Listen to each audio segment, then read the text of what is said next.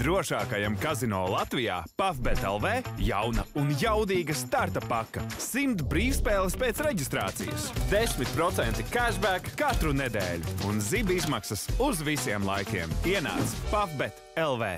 Labdien, esiet sveicināti! Jauna sezona, vecais gads. Gadā esam vēl tajā pašā, kurā notika iepriekšējais Superbowls, bet sezona būs jauna un jau, var teikt, 2024. gada izskaņā mēs sāksim ar jaunu sezonu un, protams, ka ierasts jaunām intrigām un, kā ierasts noteikti ar jauniem interesantiem mačiem un, protams, arī būs vilšanās, būs fiasko, būs pārsteigumi un tas viss jau jaunajā 100 jardu sezonā. Nu, mēs esam nomainījuši telpas, jauna sezona, arī mums jauna nedaudz identitāte, bet tas katrā ziņā nemainīs saturu. Ierasti kopā ar jums būs Šaisnīgs Gaigalietis un Jānis Stašlis. Sveicināts, Jāni! Čau, Niks, sestā sezona, sesto gadu mēs esam šeit studijās, un ar katru gadu paliek aizvien labāk. Kā tajā dziesmā, gadi skrien kā stirnas. Gadi skrien. Diemžēl pārāk strauji, bet, amerikāņu futbolā vismaz mēs paliekam, es ceru, ka arvien populārāk, un es ceru, ka šī sezona atkal uzspurdzēs, un pagājušajā gadā mums bija ļoti foršs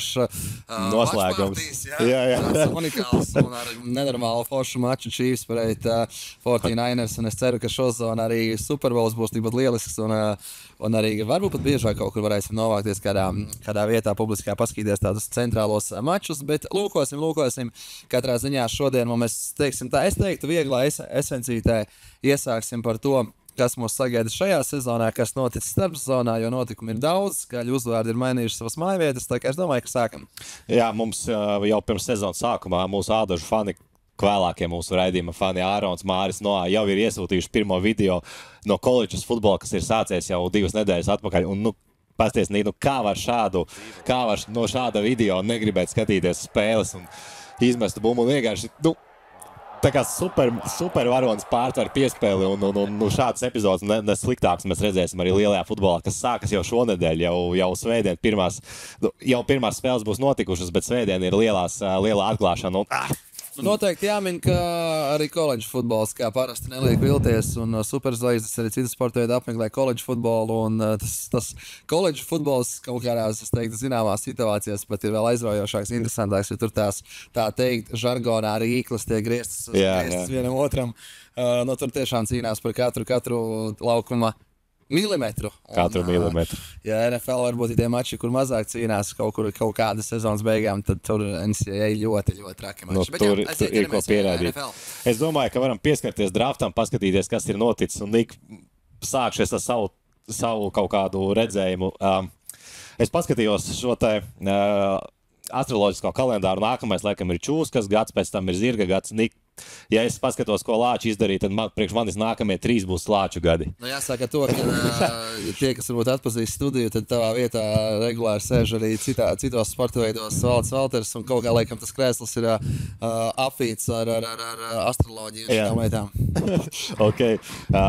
Numur 1 draft picks šogad mums bija Kēlers Viljams, kurš ir tiek vismaz baumots, ka viens no labākajiem quarterback talantiem, apmēram tā kā Patriks Mahomes nāk ārā.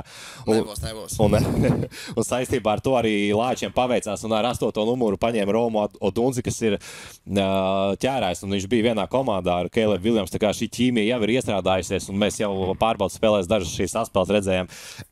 Ņemot vērā vēl visu to, ko izdarīja Lāči šosezonu, es nevaru būt vispriecīgākais tieši šosezonu par to, ko Lāči varētu izdarīt šajā sezonā. Lūkosim, pagaidām, zin kā uz tiem jaunajiem džekiem ekspektācijas ir lielas, bet kā kurš iejutīsies jau nākamajā līmenī, tas būs labs jautājums. Ņemot vērā, ka es esmu Lāču fans un kā mums ir gājis pēdējos sezonas, mēs ķeramies pie jebkuras almiņa. Mums nav citu variantu. Nākamais, šis vispār bija tāds labs quarterbacku drafts, bet kā nākamais man patika Dreiks Mejs, viņš gan aizgāja uz Patriots komandu, bet ļoti talantīgs. Spēles stils mazliet līdzīgs arī Tomam Bredijam, tikai viņš ir arī pietiekoši atletisks, lai pats varētu kaut ko uzskriet. Un par Patriotiem mēs vēl mazliet parunāsim, bet jā, viņam darbs būs krietni lielāks priekšā. Viņam nav īpaši palīdzošais sastāvs vismaz šogad Patriotos. Es teiktu, ka Patrioti viena no komandām, kas viskaļāk ir darbojušies, varbūt nedarā skaļu uzvārdu ziņā, bet tieši daudzumā, ko viņi ir darījuši starpsezonā, komanda ļoti mainījusi savu identitāti, un Patrioti būs viena no komandām, kuriem noteikti es pasakošu līdzi, un viņiem arī ārpus laukuma aktivitātes bija starpsezonā, viņi Tomu Breidiju un, kā sauc, running back, kas aizmirsījā. Nu, viņa laika toreiz slavens. Jā. Arī izkrits no galvas, jā. Jā, bet viņi tur arī bija tāds kā viņu godināšana, tur dažādi pasākumi un patriotiem skaļas izmaiņas. Un komanda, kurai būs vērts pasakot, manuprāt, līdzi. Ir vērts pasakot, bet bookmakeri viņus ielikuši vienā no pēdējām vietām, tāpēc skatoties no šīs sezonas var pasakot, kā komandai izdosies tikt uz augšu, jā. Nākamais, kas man patika, protams, ceturtais draft picks uz Cardinals aizgāja Marvins Harrisons Juniors, viens no labākajiem wide receiveriem, kas prognozēts šajā draftā, un vai viņam ar komandu sagāja, grūti teikt, Arizona arī viena no vājākajām, un quarterbacks netik ļoti labs piespēlētājs, kā skrējējs un tam līdzīgi, bet, katram savs. Un vēl viens svarīgs. Jā, un par vienu no lielākajiem pārsteigumiem varbūt parūpējās Falcons komanda. Viņi pirms tam iemainīja, var teikt, nopirka no Vikingiem Kirku Kazins. Ļoti labs quarterbacks, protams, mazliet jau uz vecumu, bet pietiekoši labs un stabils. Un Falcons iemaina savus draft pickus un tiek 8. pozīcijā paņem vienu no koledžas quarterbackiem Michael Penix junioru. Un, protams, mēs redzējām, ko tagad dara Jordans Lovs Pakeros, 3 sezonas atsēdējis aiz Ārona Rodžersa. Jā. Varbūt tas scenārijs būs līdzīgs arī šeit, bet, kas zina, lielākoties faniem nepatika šī maiņa, cerēja tomēr kaut kādu vēl atbalstu paņemt Falconiem, bet Falcons noteikti būs viena no interesantākajām komandām šogad. Man liktu, teiksim, tāda draftam 10 baļu skalā, cik spēcīgs tavuprāt drafts bija šī, tādā perspektīvā, ko iespējas šie spēlētāji tuvākajos 2 gados tavuprāt? Jā, labs jautājums. 7, 8. Es domāju, jā. Amerikas pilds laikam nebija, ka tādu superzvaigznes, kuras teorētiskās laikam jau īsti nav. Pagaidām. Kaut kādas 2, 3 varētu izlasīt, jā, bet stabili spēlētāji būs. No pirmā raunda būs stabili spēlētāji, jā.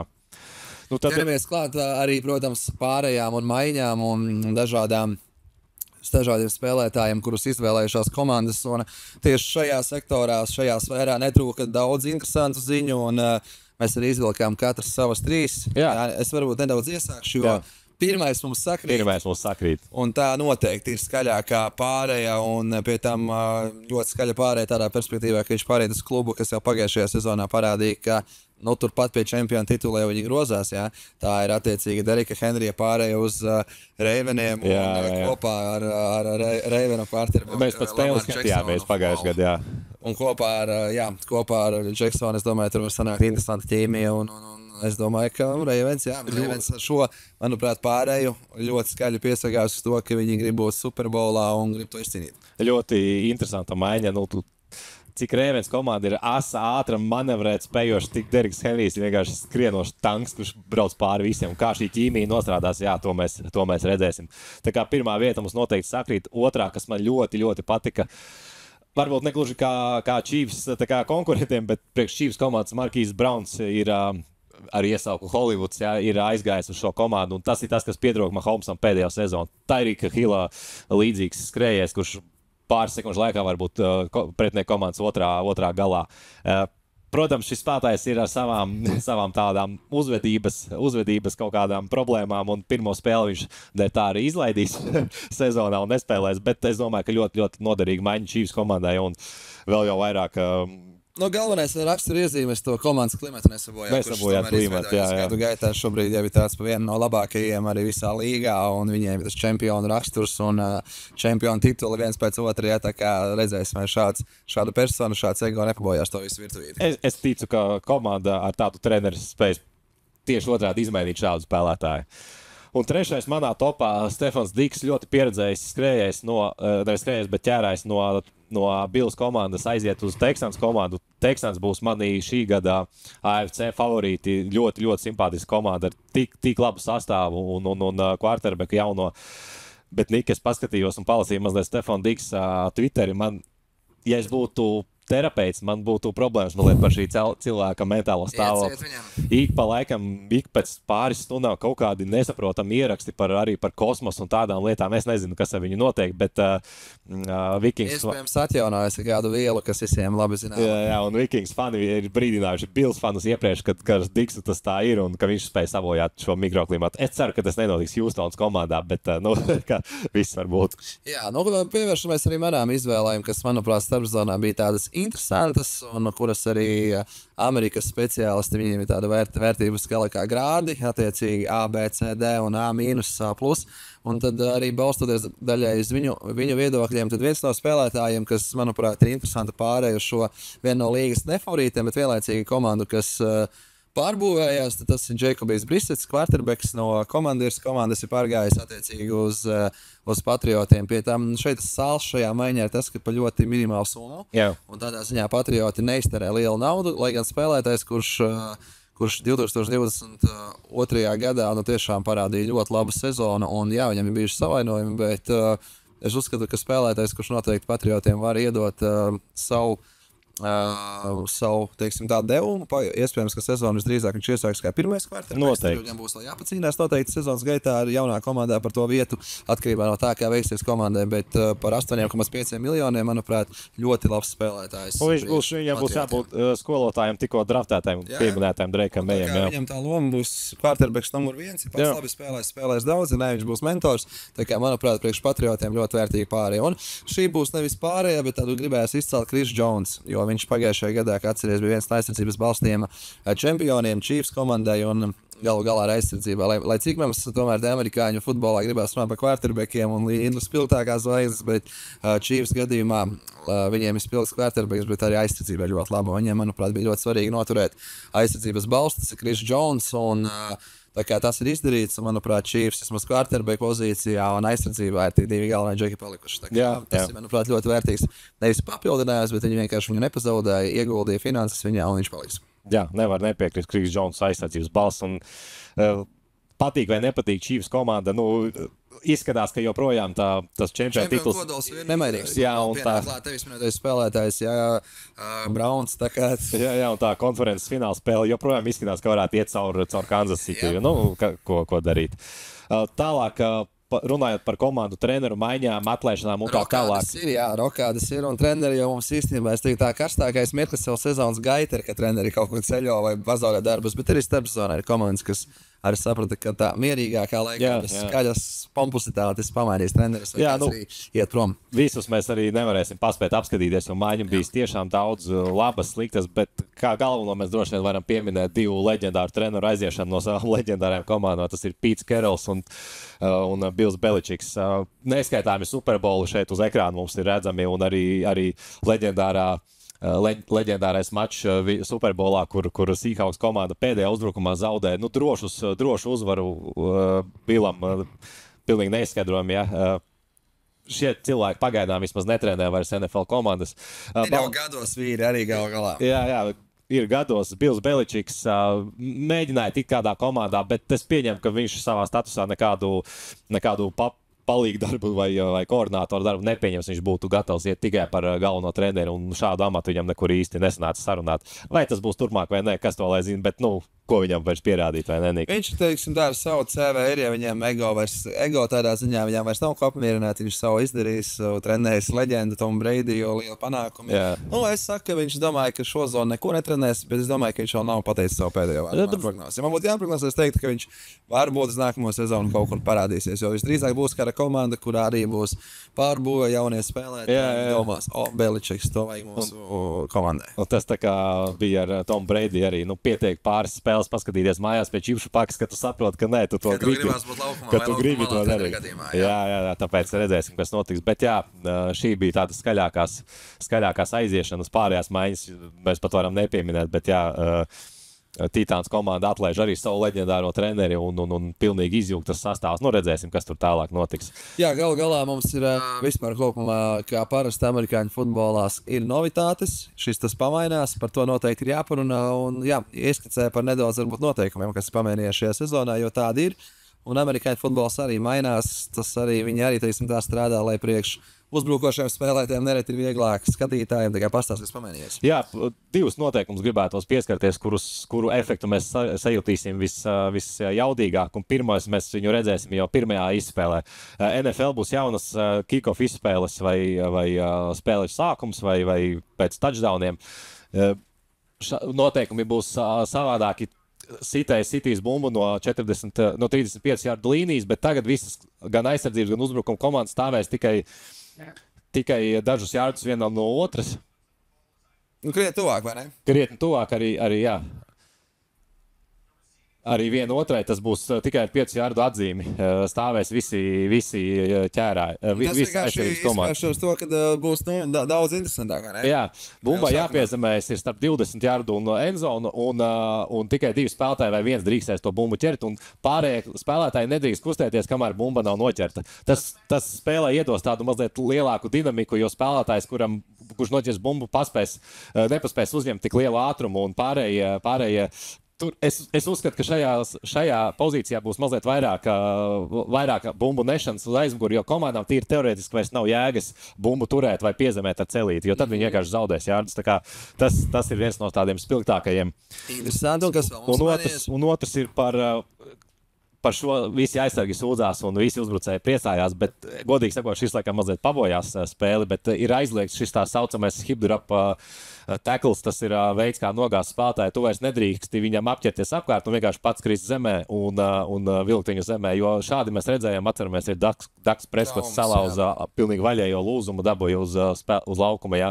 Tas ir tāds bīstams manevrs, bet tas ir viens no populārākajiem un efektīvākajiem. Jā, un, protams, kā aizsargi tagad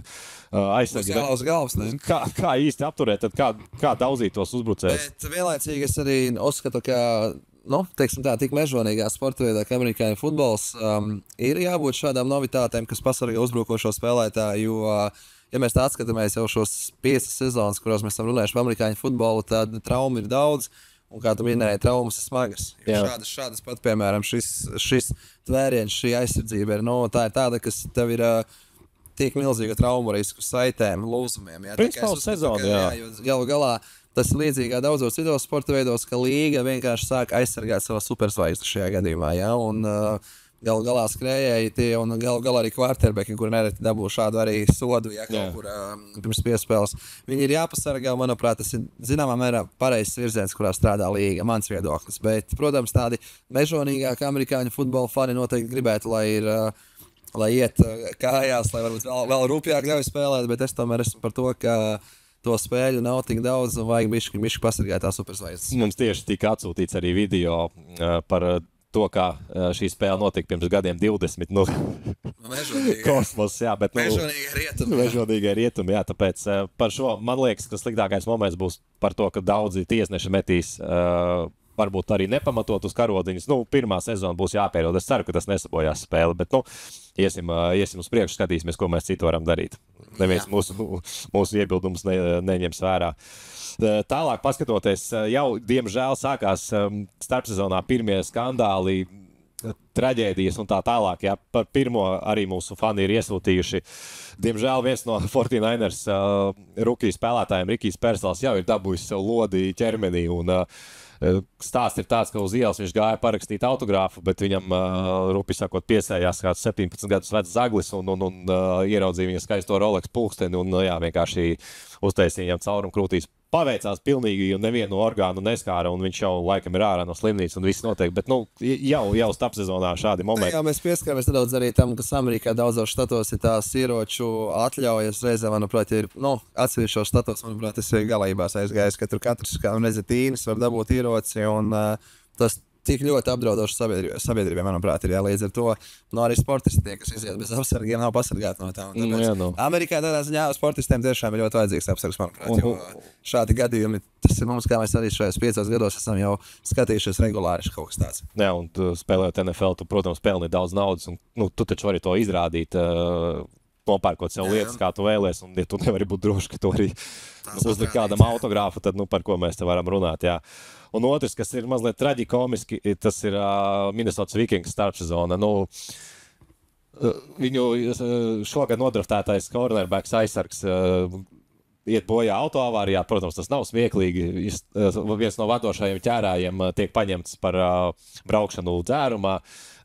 Vadošais cornerbacks un quarterbacks jaunais draftētais McCarthy's saņem traumas uz visu sezonu, un vēl, jā, un cik var komandai nesaiet tieši Minnesotai, un fani jau palasīja fórumus, jau ir nolaiduši rokas bezcerībā, jo viņiem īsti nav tāda normāla tā kā backup plāna. Ir arī izkrita no galvas tagad, kas viņam tu quarterbacks, bet, Smagi pirms sezonas šādu, teiksim, tā buķeti ar dažādiem precedentiem, un, protams, tā viegli smiltis arī ar nelaimes gadījumiem, traģiskiem, bet, vispār arī, kas tie ceļu negadījumi, arī īstenībā amerikāņu futbolistiem, laikam, tas ātrums tā patīk, ka brīžiem arī ārpus laukuma viņi kaut kur pārspīlē. Autoavārijas, tas ir regulārs nāves iemesls, manuprāt, cik es atceros iepriekšējās sezonas. Tā kā, traki. Jā. Bet šeit, manuprāt, īstais mirklis iesaku daudziem arī skatītājiem, kam patīk jebkas par amerikāņu futbolistu. Pirms 2 nedēļām noskatījos dokumentālu filmu. Savulaik bija tāds ļoti labs quarterbacks 3 sezonas, apmēram Steves McNairs. Viņš ir dokumentālā filma Netflixā par viņa nāvi, viņš tika nošauts, un tā dokumentāla par to, ka it kā vainīga bija viņa draudzene, kas nošauja pēc tam pati arī sevi, bet tur tāds, daudz visādas versijas, kas varētu būt arī. Daudz jautājumu, jā. Ka viņa nošauja, bet stāsts tur ir amerikāņu futbols ir aizskars, un tur arī tāda, manuprāt, vēstures faktu piespēlē, ka savulaik, Houstons Oilers pārgāja komandu uz Titāniem. Jā.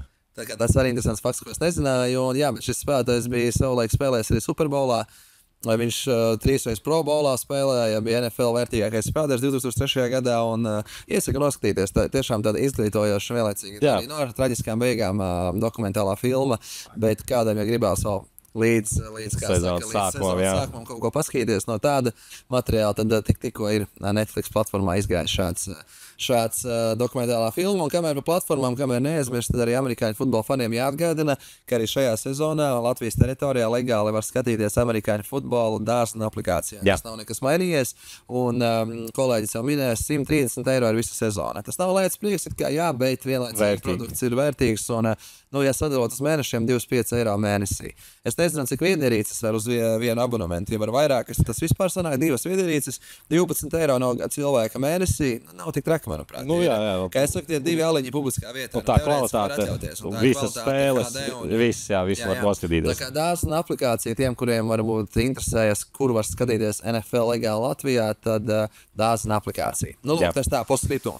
Un ejot tālāk, kā jūs teicu, 6. sezonu un 6. reizi mēs varam teikt paldies Pavbetam par to, ka mums palīdz atvērt šo sezonu un arī atbalstīt. Un, protams, ka mēs ejam pie Pavbeta paskatīties arī bookmakeru likmes uz šo sezonu. Arī no savas puses vēlos teikt tiešām Pavbet paldies par mīlestību amerikāņu futbolam, jo pagaidām vēl joprojām amerikāņu futbols ir tādā nezināmā lomā starp sporta veidiem, bet es ceru, ka sezonu no sezonas esmu skatoties augam. Šos watchpartiju atsaucību un cilvēkus, kas grib skatīties, manuprāt, tā komūna aug un paliek arvien vairāk interesanti. Un tāpat arī vēl piebilstot fantasy ir amerikāņu futbolā ļoti interesants. Arī, protams, jau viss procesā. Tur var vēl ievilkt sevi iekšā tajā sporta veidā. Tā kā līdz ar to es ceru, ka šī sezona vēl vismaz 10, 20 galvē cilvēkus, bet papildinās mūsu fanu lokā. Tieši tā.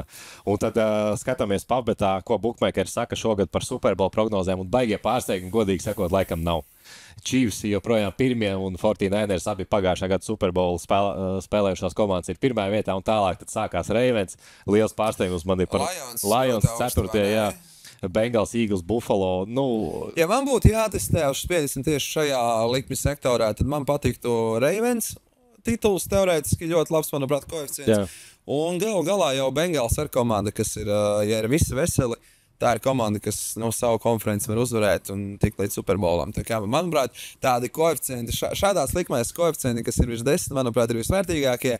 Līdz ar to, ja man būtu jāiesaka, es teiktu Ravens vai Bengals, bet manā prognozes būs citiem, kurā gadā, ka mēs pēc tam pieskarsimies. Jā, šeit grūti komentēt pašlaik, bet, protams, liekot likmi tagad, koeficients ir graujošs, jo tuvāk jūsu komanda būs Superbolam, jo viņš paliks mazāks. Katra kārta pamainīs koeficients. Jā, pamainīs koeficients un stāvvietas, jā. Un otrs, ko noteikti mēs nevaram neapskatīties, ir MVP. Protams, kurš gan būtu favorīts par MVP, ja ne Patriks Mahomes. Paskaties, cik interesanti, ka Bengals komanda bija kaut kur 7. vai 6. pēc bookmakeru prognozēm, bet viņa quarterbacks ir kā otrais, ka viņš varētu būt, ka uzvarēs, vai ne? Kā būs otrais. Un mēs arī zinām, kā tas strādā jebkurā sportā. MVP visticamāk būs viens no vadošās komandas spēlētājiem. Tā ir quarterbacks parasti lielākais. Jā, tāpēc CJ Strauds kaut arī ir 4. un, kā jūs teicu, ļoti patīk Texans komanda. Nezinu, vai viņi tiks tik augsts, lai viņš varētu par to pacīnīties. No šī, manuprāt, ir ļoti labs pārdīs.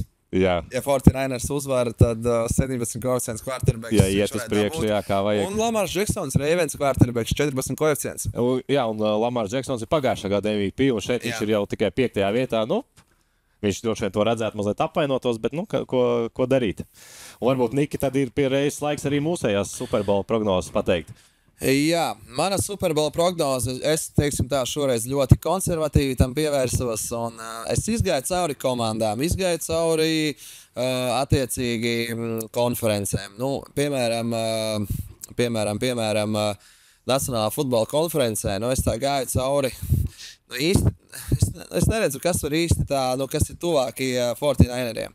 Pagaidām. Katrā komandā ir savas problēmas. Nu, iepriekšējās sezonās Eagles it kā ir spurojušies labi. Nu, ok, Lions ir ļoti labi komanda pamainījusies, bet viņi nav tik spilgti. Un tādā ziņā es no Nacionālās futbola konferences praktiski pāris sekundžu laikā 49ers izvēlējos.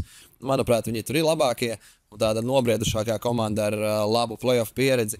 Nu, tad, attiecīgi, amerikāņu futbola konferencē tur es tā ar sāpošiem zobiem, tā teikt, paņēmu Chiefs, jo tur ir mežonīgas komandas. Tie paši Ravens, tie paši Bengals, jā. Tas pats Jaguāri, atcerēsimies arī, iepriekšējā, bet sezonu iepriekš kā nospēlēja, jā. Tie paši Delfīni vienmēr ir tāda ļoti aizdomīga komanda. Nu, tur ir baigais rokenrols, bet es beigās paņēmu Chiefs. Līdz ar to, ja tā precizējam, konkretizējam, tad es liku atkārtot to finālu Chiefs pret 49ers, bet atkārtotie fināli, tu zini, cik reti notiek. Ļoti reti, bet... Manā gadījumā ļoti riskants tāda prognozīta, bet es kaut kā nezinu. Un vismaz par, kā minēja Nacionālo futbola konferenci, tur man nebija īsti nekā, ko likt vietā. Tā ir, kā tu saki, konservatīva likme, bet tāpat laikā riskanta. Nevar tev nepiekrist. Manas likmes...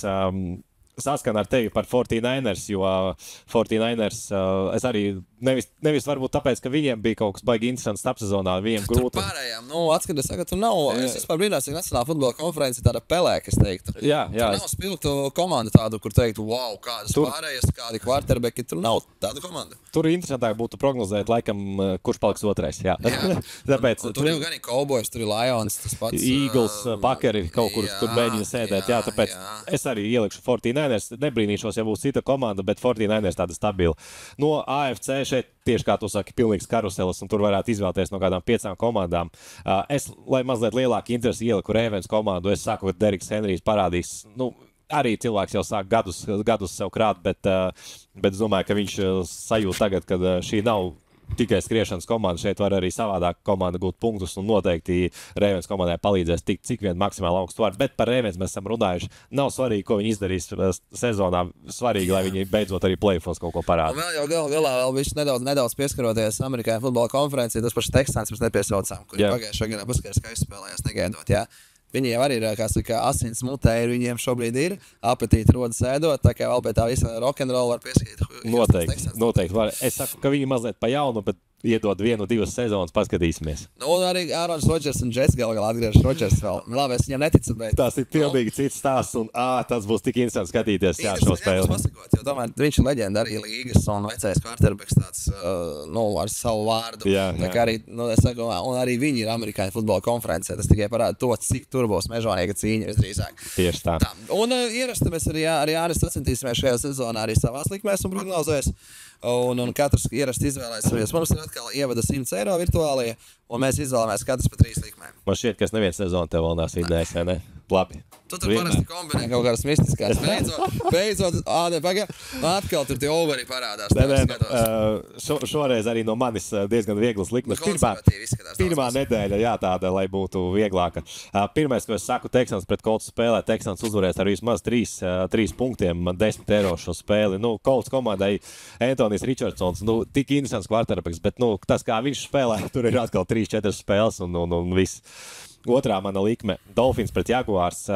Es minēšu to, ka būs pāri 50 punktiem. Es zinu, ka tas ir riskanti, bet lai ir viena apšaudē arī mums pirmajā nedēļā. Un, kāpēc? Es domāju, ka Dolphins varētu šo spēli vinnēt, bet, lai piedod mūsu ādašu fani, bet lai ir virs 50 punktiem arī 10 lieku šeit. Un Bills pret Kardināls spēlē, es saku, ka Kardināls nezaudēs ar vairāk kā 6 punktiem. Arī šeit man 10, jo Bills komandai ļoti pazaudējis savu kodolu. Josh Allens ir palicis, protams, kā quarterbacks, bet kas kam viņš metīs bumbu, kas to lai zina. Jā, arī es parasti uz tavām prognozēm skatījos izbolītām acīm, tas beidzot gribu komplimentēt, vismaz divas man ļoti patīk un ļoti arī pragmatiskas, konservatīvas, mierīgas, tā kā es domāju, ka tev Labi iespēja sākt sekmīgu sezonu. Es to atkal nedaudz pāriskēšu, jo, kā zinām, sezonas ievadā ļoti daudz ko ir ļoti sarežģīti prognozēt, un nereti arī bookmakeri, kā saka, ir tie, kas prognozē lielos koeficientus uz to uzvaru. Līdz ar to es arī paņēmu tādas riskantas likmes šoreiz. Viena no prognozēm, kas, es teiktu, visai pragmatiski, ir Detroitas Lions, kas ir, kā redzējām, pēc arī sezonas prognozēm viena no līgas favorītēm. Es uzskatu, ka mājās viņi iesāks ambiciozi, parādīs, ka arī šo zonu būs darītāji. -3,5 handikaps pret Ramiem. Jā. Rams, protams, arī nav ar pliku roku ņemami, galā pirms 2 sezonām čempioni. Jā, un šī Lions. Būs pārbūvējušies, saņēmušies, gluži pretēji atkal dziļākā tunelī. Lions atkal ir ko pierādīt. Viņi grib parādīt, noteikti, ka ir favorīti. Un te abās komandās spēlē abu komandu bijušie quarterbacki, tāpēc vienmēr labas. Savu odziņu, un es paņēmu, ka šeit Lions mājās iesāks ar uzvaru. Un tad viena arī spēle, ko mēs varēsim abi skatīties tādā ziņā un sekot līdz savām prognozēm. Es uzskatu, ka Delfijas pret Jaguāriem. Jaguārs vēl viena komanda, kas gribēs rehabilitēties par iepriekšējo sezonu, kura neizdevās tik laba kā viena iepriekš, un Jaguārs pret Delfiju. Abas ir tādas, es teiktu, rokenrola komandas, kuras, grūti prognozēt. Līdz ar to šādā spēlē es izvēlos nefavorītus nosacīt pēc bookmakeru domām, un tie ir Jaguārs, 2,5 koeficients, un Buccaneers pret Commanders. Commanders ir, manuprāt, viena no tādām bēdu ielais komandām vēsturiski, un Buccaneers atkal tāda pragmatiska daudz būs.